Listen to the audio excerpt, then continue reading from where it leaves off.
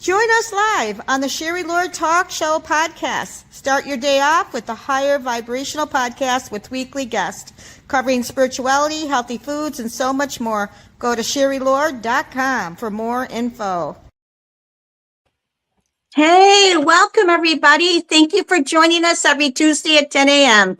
We love having you. And if you feel guided, please ask a question or chat. Let us know you're here and please help us share it. So if you like this, just share it and help us get the word out. And we are so excited. So much is happening in the world right now. And we have a special guest with us. She's been on our show before and we love her. And she's here in Florida. And who we have here is Reverend Dr. Sharon-Elizabeth James, and she's wonderful. Her topic today, and it's going to be very interesting because this is what's happening right now. And she's going to talk about all the wonderful things that she has going on at her services that she has, and she'll talk all about that. Existing the Matrix according to the Gnostic Gospels. We're so excited to have you. Thank you, Reverend Sharon, for visiting us and being on our show. Thank you so much, Sherry. I'm so happy to be here.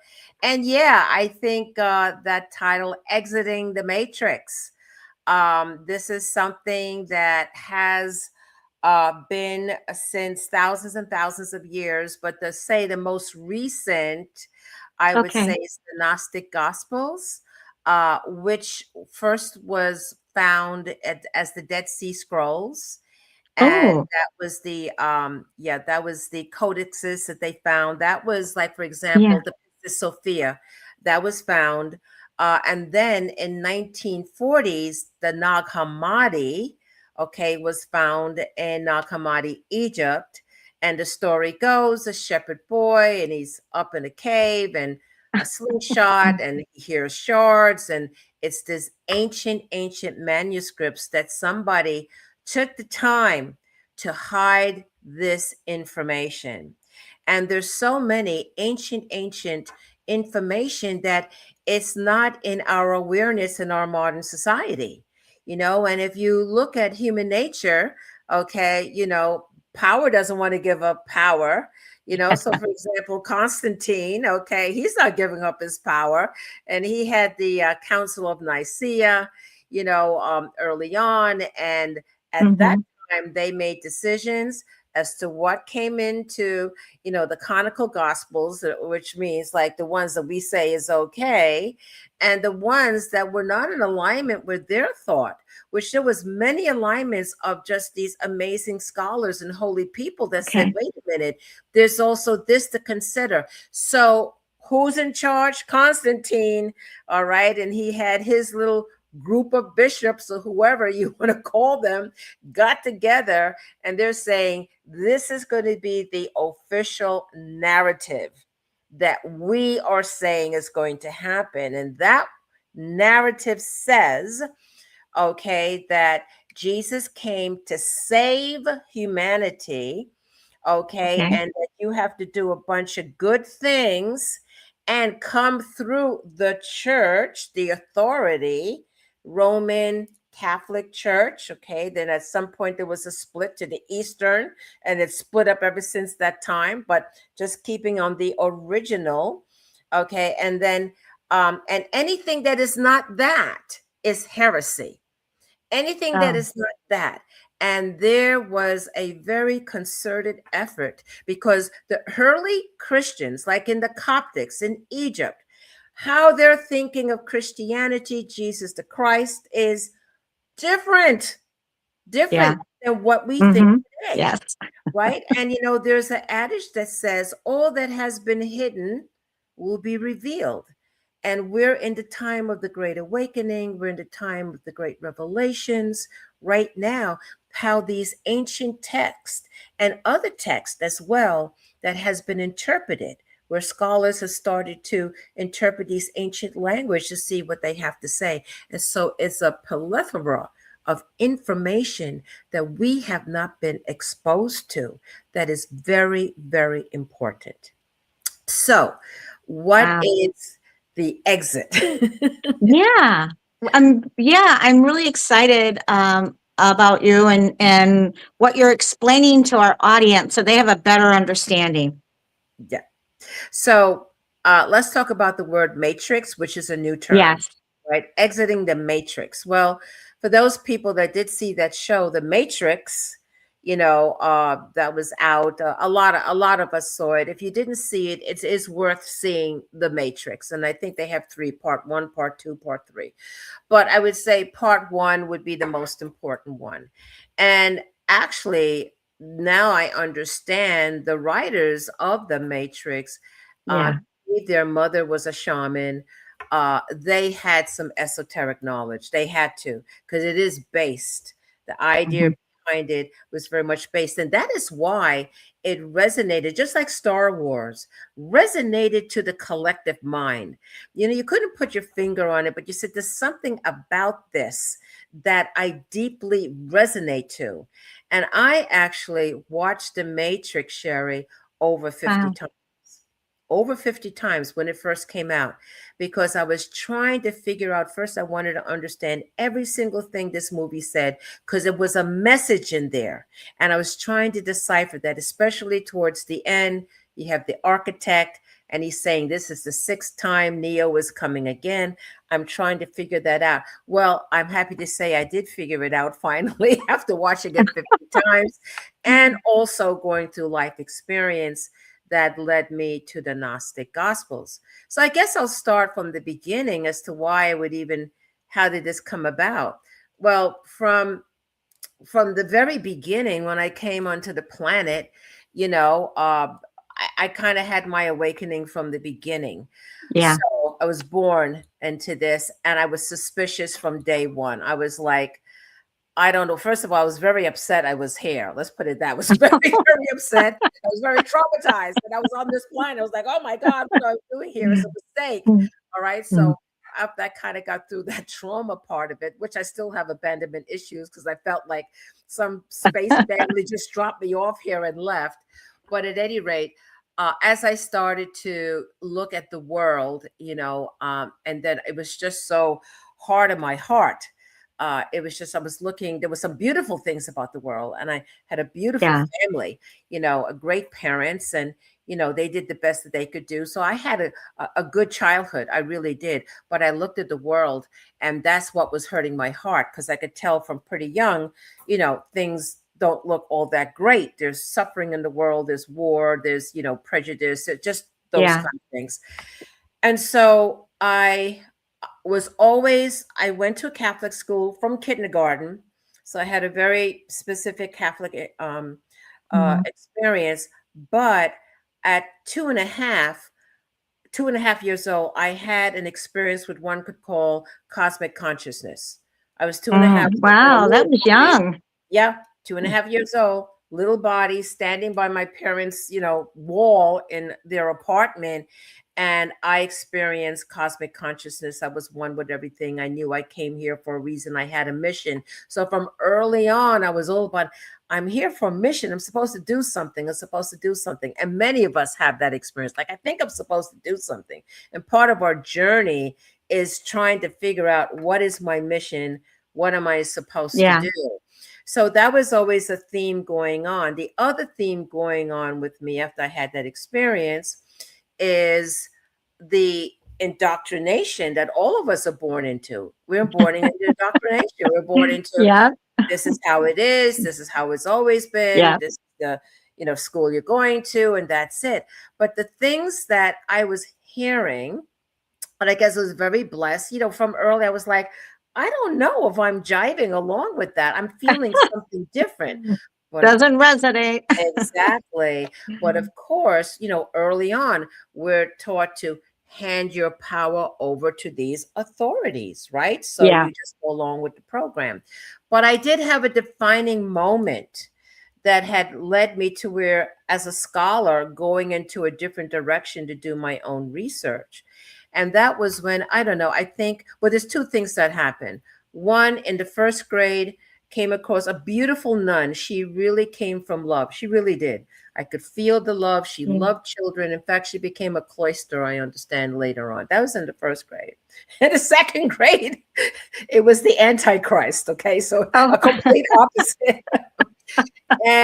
and so early on, I saw light and I saw dark right from the beginning. Yeah. It was there right in my face. And so then the other factor in the same elementary school were certain things they were saying. There's no such thing as Yeah. reincarnation. Like, I don't think that's true. But the key thing that Yep. happened is when you're little, they have a flip chart. You see like a god with the white beard and, for love, love, love, love, love. And then they flip the chart over. You see the devil and, people suffering and stuff. And so I Wow. had asked the question. I had said, how can a God of love? The problem was you would go to hell forever, like no redemption. I'm sorry. I made a mistake. I'll do it a million lifetimes. Can I have some sort of thing? So I was just saying, how can you say a God of love can create such a scenario like that? Why would somebody even want to exist if that's like eternity? So I didn't. So I asked the question. And the teacher at the time, the nun at the time, I guess it was a profound question. She couldn't answer it.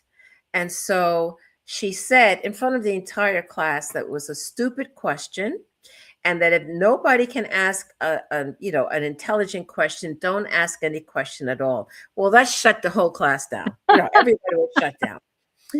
Yeah. But that was a defining moment. That could have crushed me. But under my breath, I said, it's not a stupid question. Yeah. And I believe that was the defining moment where I started to seek, sort of an independent path. Like, I want to know for myself. I did various things. Like, I asked the question, and I asked a nun, a priest, and a brother, because they had them at the time, the three, and I got slightly different answers from them. So my experiment said, hey, they had different answers from them, then my answer too is just as valid. So that set me on my way. So now I always was suspicious that of this world. Always felt I was not getting the whole story. I always felt that from the beginning, like I'm not trusting this world at all. So I started off with that. And then as, time came on and the Gnostic Gospels, and now you have the internet, and now you have accessibility to information we never had before. You could get the Library of Congress on your phone. Yeah. So nobody can say, oh, gee, I don't know how to have access. We have access through the age of Aquarius, okay, which is the age of communication and technology. We now have access to just about everything that we would want to get. So as you know, with the Cosmic Center, that's a whole thing that happened, and that's with the Ascended Masters, and that was set on early on that was going to take place, almost like a destiny. So, I've been in my sort of destiny, if you will, or in my dharma for a while now, as being head of the Cosmic Center of Spiritual Light, which is very different. We're 1% of the 1% of the 1%, because, we are not like a regular church or, a mega church. We're not meant to be that. Right. We're something else, and very connected with the Ascended Masters, which is a whole nother story. But suffice to say that, been doing this now 14 years. This month is actually 14 years. The Cosmic Center has been around against all odds. And I will tell you, against forces that would not want us around, but here we are. Yeah. And in that process, started really got exposed about the Gnostic Gospels. I knew them, but got more exposed to it through the teachings of the Keys of Enoch with the Academy of Future Science. Yeah, the Enoch. Yeah. And they refer to the Gnostic Gospels. And now you can anybody could go on and just type in Gnostic Gospels. They have an entire library of all the Gnostic Gospels you could get online. You don't even have to buy the books. And so I started to read the Gnostic Gospels.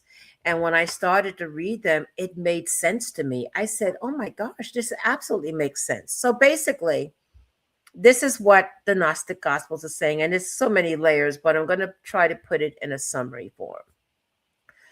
Basically, we're co-creators. Would you agree? We are co-creators. We can create. So to understand this, you're going to have to understand that if we're co-creators, that means there are other beings, and hopefully your audience do understand we're not the only beings in this multiverse. I'm sure your audience is at the point they understand we're not the only ones here. Thank goodness. Okay. So you have to know that there's so much life in this multiverse, so many beings, so many expressions of the one creator, right? So if we're co-creators, and we understand that there are other perhaps beings that also co-create as well. So the story of the Gnostics say that and Thoth, by the way, also speaks of this. This is like, I'm just summarizing these huge volumes of books. Basic say first you have something that's called the pleroma. The pleroma. And the pleroma is that these aeons, okay, of, you could say, archetypes like wisdom and love and compassion, archetype type things. And they came like in pairs. So Sophia, which means wisdom, was one of these archetypes, okay? And this story goes that Sophia and her want to go to the ineffable, okay, which even Thoth says is a point of unknowability. You can't describe it, it's whatever.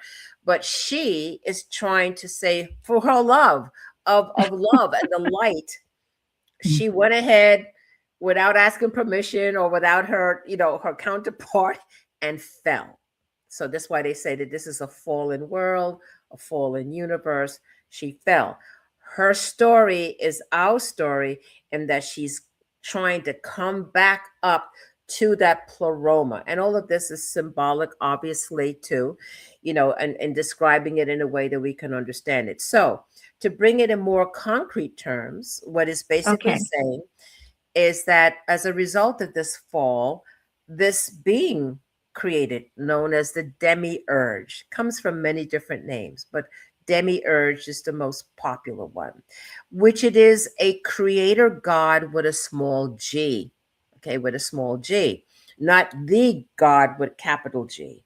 And he is a blind God, an ignorant God. He doesn't even understand that there's anything above him. He's just in this place and he just decides to create, and he creates the material world. So basically, what the Gnostics are saying is that the world that we are living in, okay, is a matrix. It's like the word for this was known as Maya. Maya in Sanskrit and in Buddhism, Maya. It's what it says is the world of illusion. And I couldn't understand that for years. What do you mean it's a world of illusion? If you put your finger on fire, right? You're going to feel nothing illusionary about that. It hurts. What it means is the world that we are moving around in, okay, that says you are the body, basically. This is my hand, me, this is what I look like. So they said, no. You could look at this as this is our avatar. Who we are comes from the highest of aeon. That's our true identity. Our true identity comes from the highest of the aeons, right? And because of the fall, and there's many different variations of it, but here we find an aspect of ourselves that comes from the highest of aeons, that light, that love, okay, that has tremendous power, okay? That aspect is trapped in a materiality. And the materiality of this world was not created by, say, the Supreme or the Source. And so where we are now is sort of Sophia's journey of going back to our true identity, waking up out of the illusion, waking up out of the dream. That's beautiful the way you explained it. I love it. I love what you're doing. I love how you explain things and our audience can get a better understanding. Yeah, Yeah. through your perception. It was really interesting. So there is, so now let me talk about gnosis now. Okay, so that was the Yeah, matrix, also known as Maya, or known as the world of illusion. And by the way, this is a theme that's all around the world, all cultures and their ancient thing. They're saying the world is not what you think it is. That's basically it. You are not the body. Okay, that's what they're saying, but you're bound. So that's where the reincarnation comes in, right? Because you go and you come back again. So as the Buddhists say, you're in samsara. Okay, you keep on coming back. So the goal now is to get out of the wheel of reincarnation. Now, does being here teach lessons? There's not just one thing. There's many layers. Absolutely. The world, you could say, is a schoolhouse. We right. develop here too, but at some point what happens is that there's like a glass ceiling, like, okay, I got this now, I need to move on, and there's something stopping it. It's like a glass ceiling. You keep on coming back, reincarnation, lifetime after lifetime after lifetime. How do you get out of that? Okay, and that is the exiting the matrix part of it. So, how you get out of it is by receiving gnosis. Gnosis means direct knowledge. Okay, so basically, they said, look, you don't have to go through a preacher, you don't have to go through a priest, you don't have to go through another authority. Right. Okay, because Jesus the Christ said, okay, the kingdom of God is within you. So the whole thing of gnosis is saying, wait a minute, Jesus, this is the whole culprit of what the theme of what the Gnostics are saying. Jesus came not to save you, to wake you up. Yes. Jesus came to wake you, like, Yeah. shake up, wake up, wake up. You are not this. Okay. You are Mhm. not the body. You are from the highest of aeon, but you Mhm. forgot. You forgot who you are, and you think that this is real, that this world is the all in all, that you born, you die, that's it. Hopefully there's something that happens afterwards, but that's it. And so the whole idea of now we're receiving gnosis, which gnosis is coming, the great Yeah. awakening, the solar flares, the things that are coming in now, the light codes, our prayers, our meditations, us seeking, knocking on the door, to Yeah. say what's going on. All of us have to follow that inner voice that says, seek, seek, there's more, there's more. And then you will get to a point of complete liberation. You will get to the point of liberation where death is no longer fearful. And Yeah. Jesus the Christ said in the scriptures, he said, when you have conquered death, you are free. And there's many people now on the planet that have reached that level, Yeah. where when you have a higher understanding of what this Hmm. is. Now, people like myself, like your audience, okay, Yeah. what are we here to do? What can we do? Well, first of all, you're going to keep on seeking on Yeah. your own personal path. Okay, seek. The knowledge is out there. And you do whatever spiritual disciplines that you have, meditations, your prayers, whatever that is. But you are choosing to follow your path of light. Yes. And you hold a higher heart of compassion and unconditional love. Okay, when you do that, that is your armor of God. You can be anywhere and do everything, and you are divinely protected and you're divinely guided because you're walking your path of light. Once you come into that higher alignment of your higher Yeah. self, you're bringing in that energy.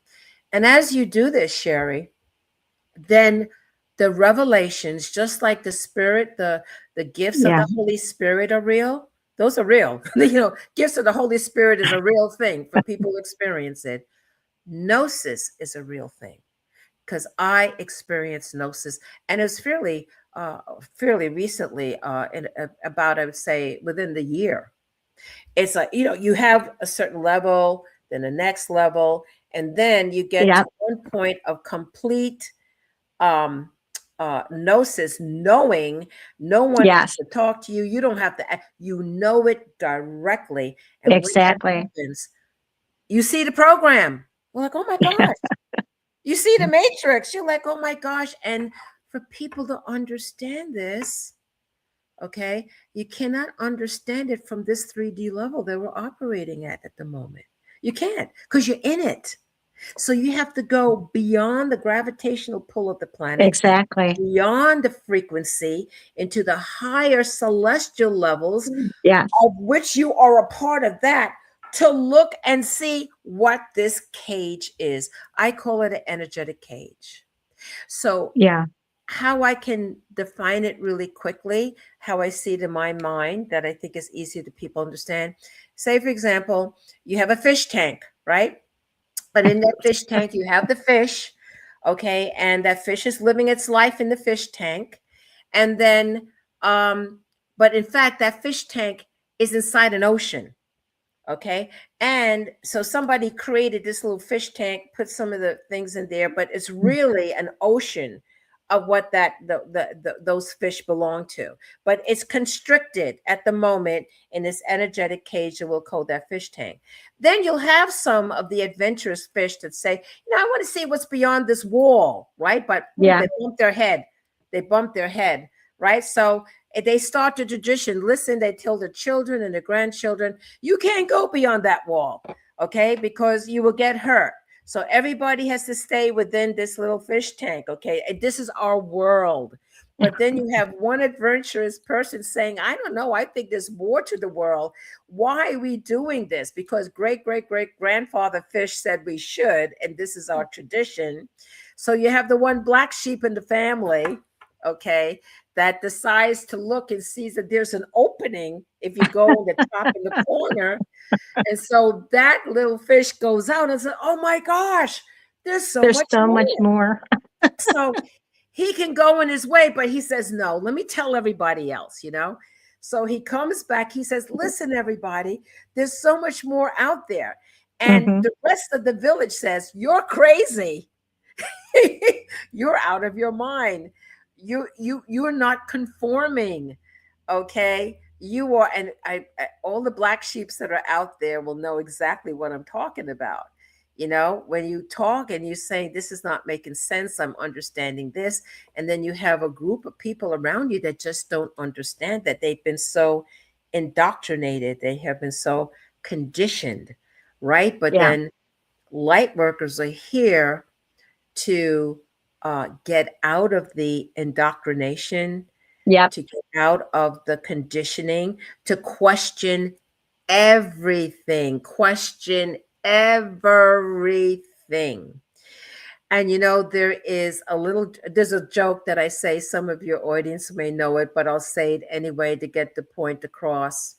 And that is, there's a couple got married, and the wife used to make a roast, and she would always cut the end off. And the husband asked, why do you do that? She says, well, my mother's done it. It's a tradition in my family.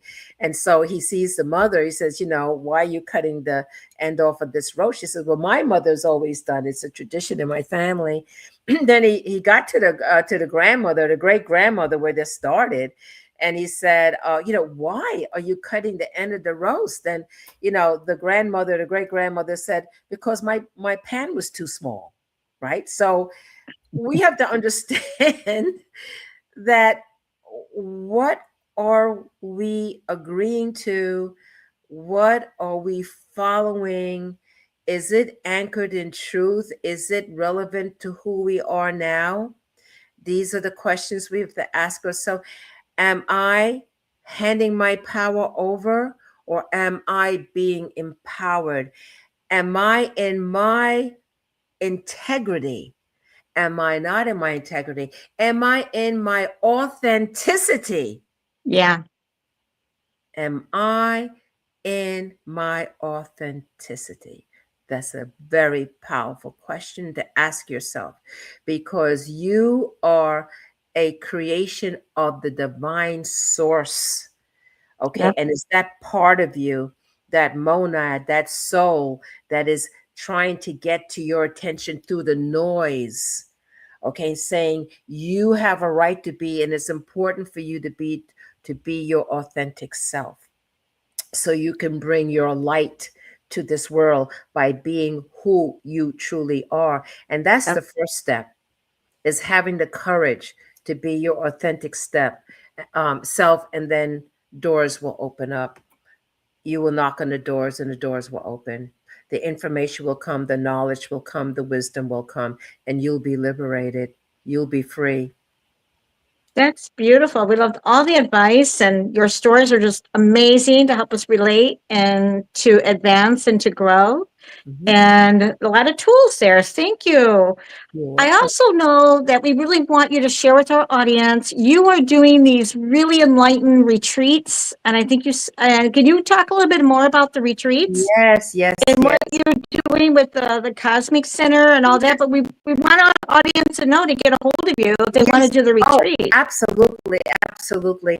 Well, first of all, we're going to do a Mary Magdalene Divine Feminine retreat. You know, there's the rising of the Divine Mother. Can't stop her now. We have to bring that Exciting. equilibrium.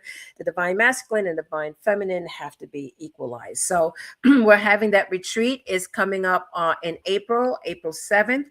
It's going to be profound for those who resonate to that. It's going to be in Sedona. And it's going to be in this amazing container, a home among the red rocks to hold and anchor this energy. So how can you reach us? Well, Cosmic Center Spiritual Light. Okay, you could go on our website, you Google Cosmic Center Spiritual Light. We're located in Sarasota, Florida. The exact email, the exact website is ccosl.com. But Cosmic Center, you'll find us. We're located at 5041 Ringwood Meadow in Sarasota, Florida. And so I would say go to the website. When you go to our website, and you'll see on the bottom there where you can sign up for our newsletter. Okay. And so that, and then go into our calendar of events, and you can see everything that's going on. And you can also reach me directly that way. There is by email, Cosmic Center OSL@gmail.com. Yeah. And that's how you can reach me directly. Also, too, I'd like to invite everybody for Saturday, March 21st, which is the spring equinox. We're having a historical review of the Cosmic Center, how it came about, the Ascended Masters. We have pictures that are just phenomenal. Like people say, is this real? Yes, it is. Captured. So people were wondering, are we living am I interdimensional? Yes, you are. Here's some pictures to prove that to you. And then it's also going to theme is going to be, because it is about spring and growth, about prosperity. All light workers now need to be prosperous. We all need to, because we need to do our job. We all have to be prosperous. So I encourage everybody to please participate, come in person, or you could also go online and participate as well. And you'll see that in our calendar of events on our website. Thank you so much, Sharon. And we'll also have it on our website so that you can just click a link and get there as well. And we bless you on your journeys. Thank you so much for being on our show. And we appreciate all our audience that watch us every Tuesday and that helps us get the word out and share. Thank you so much, and blessings to all, and a prosperous year as well. Thank you. Thank you so much, Sherry.